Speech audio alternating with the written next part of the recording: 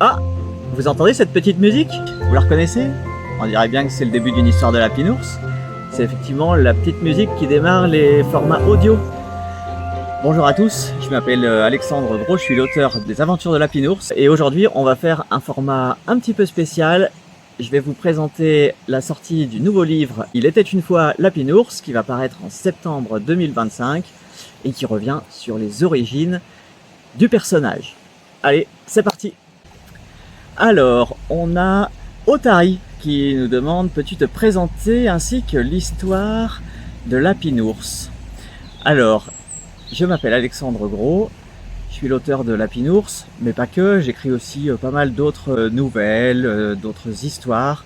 J'anime aussi des ateliers d'écriture et j'ai aussi fondé la maison d'édition Big Pepper qui me permet de publier mes livres. Et puis, pour l'anecdote, en parallèle, j'ai aussi une entreprise, une agence de communication où j'aide les entreprises à soigner leur image de marque. Et pour parler vraiment de la deuxième partie de la question, comment parler de l'histoire de Lapinours, présenter un petit peu ses aventures. Alors on en est au 6e livre, le dernier à paraître en septembre 2025. Ça va être Il était une fois Lapinours, où je vais revenir sur les origines de ce personnage, comment il est né. Mais pour vous expliquer un petit peu plus d'où vient ce personnage, j'ai eu l'idée de le créer il y a déjà maintenant 8 ans, avec le tout premier album qui était paru, Lapinours a peur du noir, parce que ma fille avait peur du noir et j'ai voulu inventer un personnage qui allait pouvoir l'aider à résoudre un peu sa peur du noir. Et de fil en aiguille, de sujet en sujet, de préoccupation en préoccupation, d'idée en idée, j'ai sorti plusieurs albums en livre papier, mais aussi en livre audio, voilà, comme Lapinours et le dragon, qu'on peut télécharger avec un QR code ou alors directement sur le site internet. Deuxième question, et bien justement, question de dragon, pourquoi revenir sur les origines de Lapinours maintenant, après 7 ans d'aventure? Alors ça, c'est une très bonne question. Depuis le début des aventures de Lapinours, je me dis un jour, je raconterai sa naissance et comment est-ce qu'il est venu au monde. Mais j'avais besoin d'un peu de recul, j'avais besoin qu'il vive vraiment plein d'aventures, qu'il affirme sa personnalité pour pouvoir ensuite revenir aux sources et avoir une histoire vraiment intéressante à raconter. Avec ce retour aux origines, c'est vraiment d'expliquer d'où il vient, quelle est son histoire, son parcours, et comment est-ce qu'il en est arrivé à finalement à la suite de toutes ces aventures. On va prendre la prochaine question. Depuis combien de temps travailles-tu sur l'histoire de la naissance de Lapinours? Alors ce nouveau livre, Il était une fois Lapinours, ça fait déjà 7 ans que j'ai dans un coin de ma tête l'envie de la raconter. Mais plus précisément, je travaille dessus concrètement depuis près d'1 an. Alors il a fallu le temps de trouver les bonnes idées pour mûrir le scénario, écrire l'histoire. Ensuite il a fallu illustrer, imprimer bien sûr, avant de le distribuer. Donc c'est un travail d'à peu près 1 an, mais pas 1 an en continu. C'est 1 an tout en faisant d'autres choses en parallèle, mais où cette histoire était déjà bien présente dans ma tête, et où j'ai mis un peu de temps de réflexion pour l'imaginer, la concevoir, la rédiger. Alors, question suivante. Comment fait-on un livre et y a-t-il des personnes qui t'aident? Une question de Hérisson. Alors oui, il y a des personnes qui m'aident. Si on reprend un peu les étapes du livre, il faut d'abord avoir l'idée. Une fois qu'on a l'idée, il faut réfléchir au scénario, écrire l'histoire, la relire, la tester avec un public test. Alors moi j'ai un public test formidable, mes enfants qui m'aident à trouver les petites subtilités, des petites réactions qui font que je vais pouvoir perfectionner mon texte. Je le fais relire aussi à plusieurs personnes de mon entourage évidemment. Et une fois que j'ai bien scénarisé mon histoire, qu'elle est bien rédigée, que je la trouve aboutie, eh ben je vais l'envoyer aux illustrateurs. Et là, ça fait depuis le début des aventures de Lapinours que je travaille avec l'atelier L'Œillac. D'ailleurs, je salue Marine et Romain qui font un travail formidable depuis le début avec Lapinours pour lui donner vie, le mettre en image. Donc il y a toute cette étape de l'illustration qui est très importante parce que ça va permettre vraiment de donner vie à mes textes et à donner aussi toute la sensibilité du personnage, à la faire ressortir.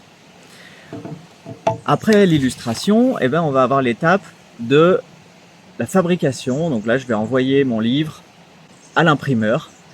Il va fabriquer, je vais recevoir, puis après, évidemment, il y a toutes les étapes de commercialisation, promotion du livre. Et puis, il y a une dernière partie aussi dans la conception qui va être de décliner le livre dans différents formats. En livre numérique, par exemple, qu'on va pouvoir lire sur tablette. Ou après, il y a aussi une phase importante qui va être l'enregistrement en format audio. Et là, je salue ma collaboratrice Tiffaine Lemarois, qui fait aussi un super travail d'enregistrement, de montage pour avoir des petites ambiances sonores. C'est elle aussi qui s'est occupée de l'enregistrement avec un de ses collaborateurs de la musique de démarrage de Lapinours qu'on a entendu au tout début de cette vidéo. C'est vraiment un travail d'équipe, on fait pas un album de Lapinours tout seul. On va prendre la question suivante. Alors pourquoi avoir choisi de parler spécifiquement des différences dans cette nouvelle histoire? Et c'est une question de Pélican. Alors, il est vrai que Lapinours, dans sa nouvelle aventure, qui est finalement son retour aux origines, le sujet principal, c'est la différence. Ça vous a pas échappé, Lapinours, c'est un gros ours avec des oreilles de lapin. Et dans ce livre, le sujet de fond, c'est pourquoi est-ce qu'il est différent? Et surtout, comment est-ce qu'il va vivre sa différence? Quelles sont les possibilités pour se détacher des moqueries, par exemple? Comment avancer malgré ces difficultés qu'on va pouvoir rencontrer? Parce que la différence va souvent provoquer des réactions négatives, de peur, par exemple, d'autres personnes qui ne comprennent pas. Donc l'idée, c'est aussi de montrer, à travers de cette histoire, de montrer aux enfants que être différent, finalement, c'est assez commun. Tout le monde a une différence. Tout le monde a des spécificités qui peuvent être incomprises par les autres. Donc comment est-ce qu'on accepte cette différence par rapport à la masse et comment on avance dans la vie, comment on se construit pour arriver à dépasser ces choses-là, à s'accepter soi-même. Ça, c'est un message qui est vraiment important que j'ai voulu transmettre dans le livre. On va prendre la question suivante. Que répondais-tu au lecteur qui te demandait « Mais d'où vient Lapinours ?» Une question de ver de terre. Alors, c'est vrai que pendant des années, on m'a demandé « Mais pourquoi est-ce que cet ours, il a des oreilles de lapin? D'où ça vient? Est-ce que c'est qu'il a une maman lapin, un papa ours ou l'inverse? Comment c'est possible ?» Alors c'est vrai que souvent les enfants, ils ont envie d'avoir une explication quand il y a quelque chose d'un petit peu atypique comme ça. Alors il est vrai que c'est un personnage hybride sorti de mon cerveau après de nombreuses réflexions et j'avais envie de trouver une explication qui soit intéressante, pas juste papa lapin, maman ours ou inversement.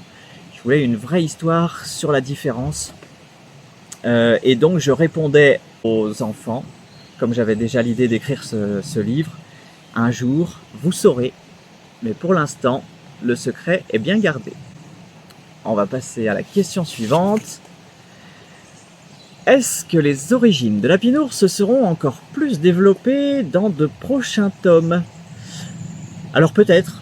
C'est vrai que dans cette histoire de Lapinours, on passe directement de sa naissance jusqu'à l'âge adulte quand il s'installe dans son gros arbre et où on enchaîne avec le livre de Lapinours à peur du noir. Et c'est vrai que c'est une période où il est déjà grand, il est déjà autonome. Et cette période de sa naissance à son âge mature, adulte, passe relativement vite dans cet ouvrage-là. Pour autant, je ne sais pas encore si je reviendrai sur d'autres passages de son adolescence ou de son aventure. Affaire à suivre. Question suivante. Est-ce que c'est l'album le plus ambitieux de toute la collection? Alors j'ai envie de dire, Souris, toi qui poses la question, oui et non. Non, c'est pas le plus ambitieux sur le fond comme sur la forme parce que il y a déjà d'autres albums qui étaient assez ambitieux. Je pense par exemple aux Fêtes de Lapinours, un livre avec 10 histoires qui réinventent les fêtes, qui a pour sujet l'importance du lien social, de se faire des amis, de les voir en vrai, de passer du temps ensemble. Là, ça a été un vrai challenge de compiler 10 histoires qui réinventent les fêtes.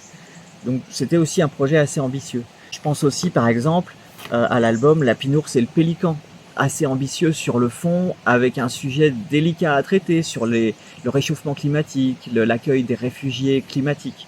Mais cet album, ce nouvel album Les Fêtes de la Pinours, il est quand même un peu ambitieux aussi parce que finalement, il va reprendre l'origine du personnage, sa naissance, ses différentes expériences, qu'est-ce qu'il a vécu de particulier, qui explique pourquoi il est comme ça, pourquoi c'est un personnage bienveillant, qui va être curieux.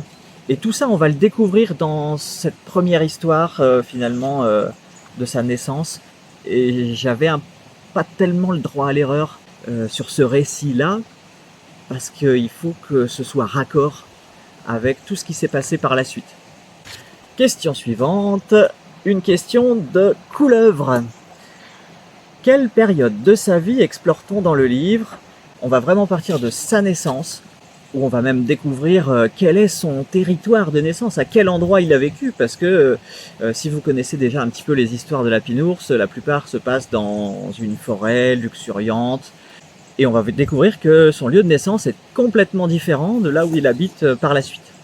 On va partir de cette période-là, et on va arriver jusqu'à son âge adulte, où il est mature, il va s'installer en autonomie, il va quitter sa maman, vous le verrez dans l'histoire, et il va s'installer dans son gros arbre, dans une contrée lointaine, en traversant de nombreuses aventures. Mais je ne vais pas trop vous en dévoiler parce que sinon vous n'aurez plus le plaisir de découvrir vraiment ce nouveau livre. Alors prochaine question, une question de la Pinours, trop bien. Sous quel format pourra-t-on découvrir cette nouvelle histoire? Et bien comme pour les autres, on va pouvoir découvrir d'abord la Pinours en format papier, en livre, comme celui-ci, un livre avec une couverture, avec des pages, et puis avec des petits témoignages de l'auteur, des illustrateurs. Et puis le livre va être décliné en format audio. Comme cet exemple-là de la Pinours et le dragon. Donc c'est soit on va commander en ligne et puis on va recevoir directement le format MP3 qu'on va pouvoir mettre sur sa clé USB, sur son enceinte connectée, son téléphone, etc. Ou soit on va pouvoir, si on l'achète en direct dans un salon du livre par exemple, on aura une petite carte comme ça avec un QR code qui va nous permettre de commander le livre audio directement sur le site et de le recevoir aussi en MP3 par mail. Autre format qui est nouveau, je vous en ai pas encore parlé jusque-là, c'est le format parcours ludique. Petit à petit, en forêt, autour de lacs ou dans des parcs, vont voir le jour où on va pouvoir écouter les histoires de la Pinours avec des petits quiz pour savoir si on a bien compris l'histoire, tout en faisant une promenade en pleine nature, ou en tout cas en extérieur, sous forme un petit peu de chasse au trésor où on va devoir aller chercher des balises qui vont nous dévoiler la suite de l'histoire de la Pinours. Donc ça, c'est une nouveauté que j'annoncerai aussi très très prochainement. Restez à l'écoute. Prochaine question. Pourquoi ne parle-t-on pas de nous cette fois-ci? Ah bah oui, c'est vrai que la Pinours, d'habitude, il est entouré de son noyau dur d'amis. Si vous connaissez les histoires, il y a le ver de terre, il y a hérisson, renard, hibou. Et c'est vrai que dans cette nouvelle aventure de la Pinours, qui revient aux sources, ces personnages-là n'y sont pas. Tout simplement parce que l'histoire raconte la période où la Pinours ne les connaissait pas encore. Donc de manière un petit peu différenciante par rapport aux autres livres, on ne va pas retrouver les mêmes personnages. Mais c'est aussi l'occasion de découvrir d'autres personnages qu'on ne connaissait pas et qui vont apporter un vrai plus à cette histoire. Donc je vous invite vraiment à la découvrir. Je crois qu'on arrive à la fin des questions. On va se dire à très bientôt. Je reste à votre écoute sur les réseaux. Si vous avez des questions, n'hésitez pas à les poser en commentaire. Je me ferai une joie de vous répondre. Et en attendant la sortie du livre en septembre 2025, je vous dis à très bientôt. Et n'hésitez pas à aller redécouvrir les autres histoires de la Pinours sur le site internet bigpepper.com. Allez, salut, à bientôt!